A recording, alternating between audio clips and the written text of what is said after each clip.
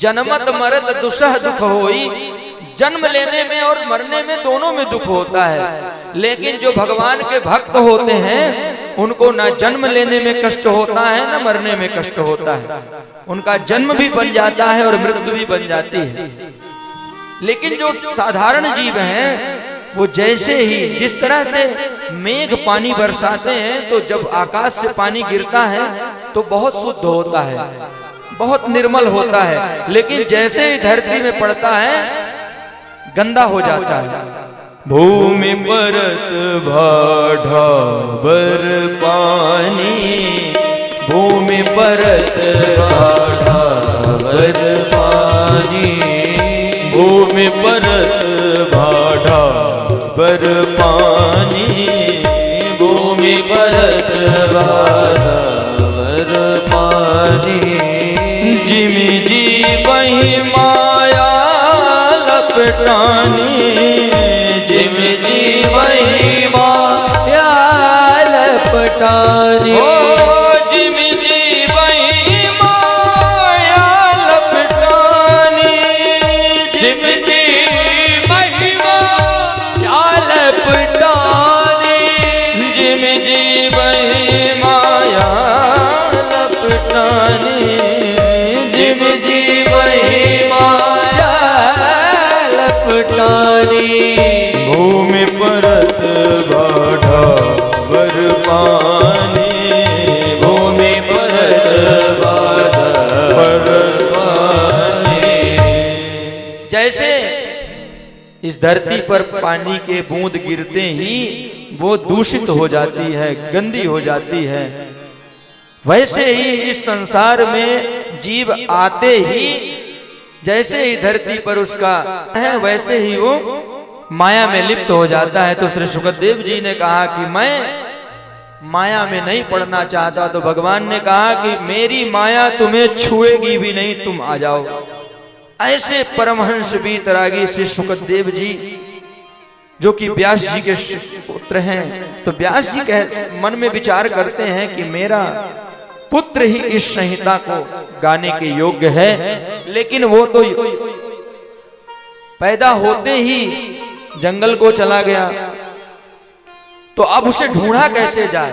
तो शिष्यों को 2 मंत्र बताए, 2 श्लोक श्रीमद् भागवत महापुराण के रटा दिया और कहा कि जाकर जंगल में इन दोनों श्लोकों का गायन करो।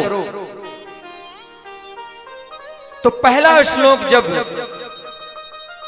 शिष्यों ने गाया, वरहा पीडम नटवर बपु कर्ण्यो कर्णिकारम,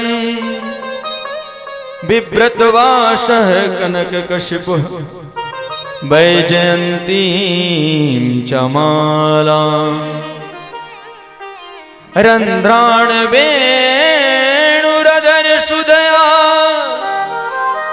पूरयन् गोप वृंदै, वृंदारण्यं स्वपदरमणं प्राविशत गीति कीर्ति। शिष्यों ने इस श्लोक का गायन किया। बरहा पीडम नटवर बपुः, भगवान श्री कृष्णचंद्र जी अपने मोर मुकुट, मोर पंख लगाए हुए, मुकुट धारण किए हुए, बंसी बजाते हुए, गौए चराते हुए और अपने ग्वाल बालों के साथ अपने ही गुण गाते हुए और ब्रज की ओर प्रस्थान कर रहे हैं।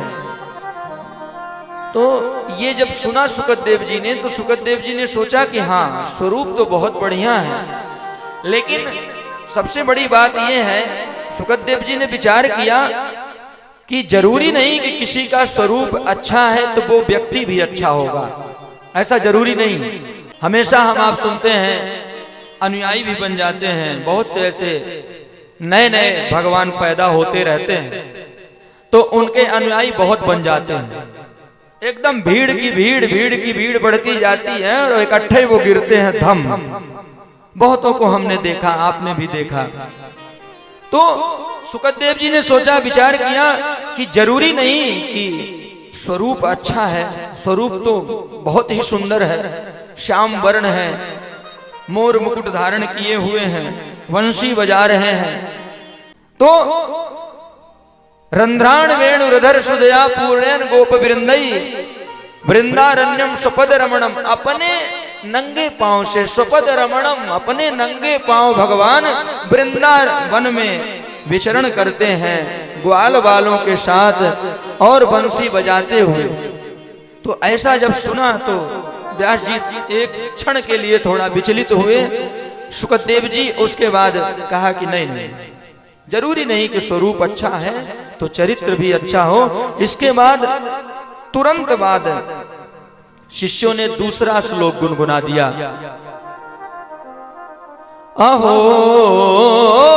वकीयं स्तन काल कूटम जिघांसया पाययदप्यसादि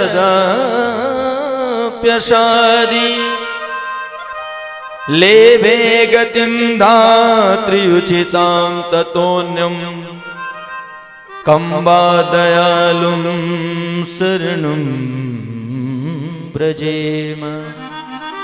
अहो बकीयम स्तन कालकूटम, बकासुर की बहन बकी, जिसको हम कहते हैं पूतना, उसका एक नाम बकी था, वो बकासुर की बहन थी। अहो बकीयम स्तन कालकूटम, अपने स्तन में उसने कालकूट जहर लगाकर और भगवान को मारना चाहा,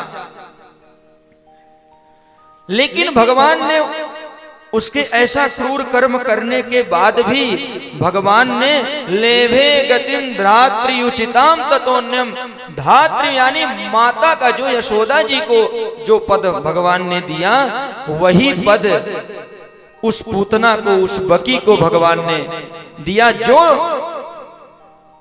पद माँ यशोदा को, माँ देवकी को, माँ कौशल्या को भगवान ने दिया, वही पद उस बकी, उस पूतना को जो कि स्तन में जहर लगाकर और भगवान को मारने के लिए आई थी, उसको दिया।